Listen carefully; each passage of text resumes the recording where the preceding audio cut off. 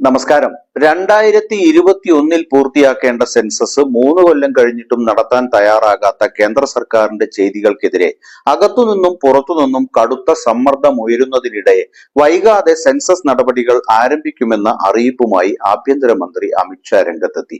3 വർഷം വൈകിയ സെൻസസ് പ്രവർത്തനങ്ങൾ നടത്തുന്നത് സംബന്ധിച്ച തീരുമാനം വൈകാതെ പ്രഖ്യാപിക്കുമെന്ന് അമിത്ഷാ പറഞ്ഞു. ഒരു രാജ്യം ഒരു തെരഞ്ഞെടുപ്പ് പദ്ധതി മോദി സർക്കാരിന്റെ 3-ാം ഊഴത്തിൽ പ്രാബല്യത്തിൽ കൊണ്ടുവരുമെന്നും അദ്ദേഹം ഇക്കൂട്ടത്തിൽ പറഞ്ഞു.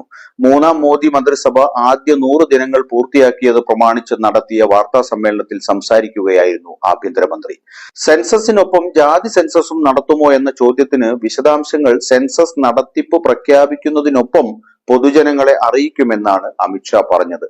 10 വർഷത്തിലൊരിക്കലാണ് സെൻസസ് നടത്തുന്നത്.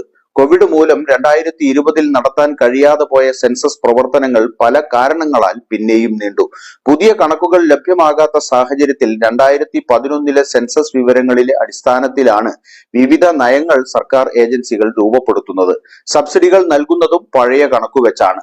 വീടുകളുടെ കണക്കെടുപ്പ്, ദേശീയ ജനസംഖ്യാ രജിസ്റ്റർ എന്നിവയാണ് സെൻസസിന്റെ ആദ്യഘട്ട നടപടികൾ.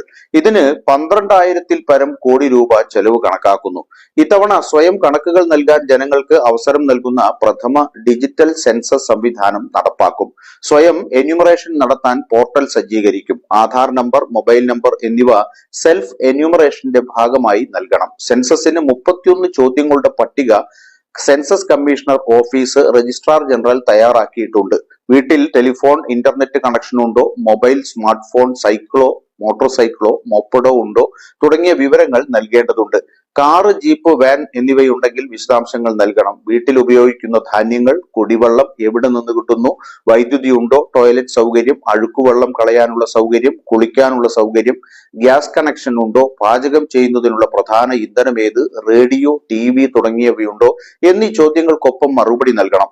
വീടിന്റെ തറയിടാൻ ഉപയോഗിച്ചിരിക്കുന്ന സാമഗ്രി, മേൽക്കൂര എന്തുകൊണ്ട് നിർമ്മിച്ചിരിക്കുന്നു, വീട്ടിൽ എത്ര പേർ താമസിക്കുന്നു, വീടിന്റെ പൊതുവായ അവസ്ഥ, കുടുംബത്തെ നയിക്കുന്നത് സ്ത്രീയോ പുരുഷനോ, വിവാഹിതർ എത്ര തുടങ്ങിയ വിവരങ്ങൾ നൽകണം.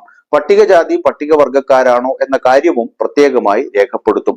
രാജ്യത്തെ വിഭവ സമാഹരണത്തിനും വിതരണത്തിനും വികസന പ്രവർത്തനങ്ങളുടെ ആപേക്ഷികത നിശ്ചയിച്ച് പദ്ധതി പ്രവർത്തനങ്ങൾ ആസൂത്രണം ചെയ്യുന്നതിനും സെൻസസ് വിവരങ്ങൾ അനിവാര്യമാണെന്നിരിക്കെ വ്യക്തമായ യാതൊരു കാരണവുമില്ലാതെയാണ് കേന്ദ്ര സർക്കാർ കോവിഡിന് ശേഷവും ഇക്കാര്യത്തിൽ നിസ്സംഗത പുലർത്തിയത്.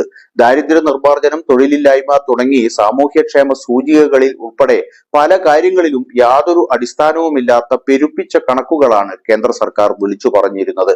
ഡാറ്റയില്ലാത്ത ഭരണം എന്ന ആക്ഷേപവും കേന്ദ്ര സർക്കാരിനെതിരെ നിരന്തരം ഉയർന്നു വന്നിരുന്നു. ആഭ്യന്തരമന്ത്രി അമിത്ഷായുടെ പുതിയ പ്രഖ്യാപനത്തോടെ ഈ അനിശ്ചിതത്വത്തിന് അറുതി വരുമെന്ന് പ്രതീക്ഷിക്കും.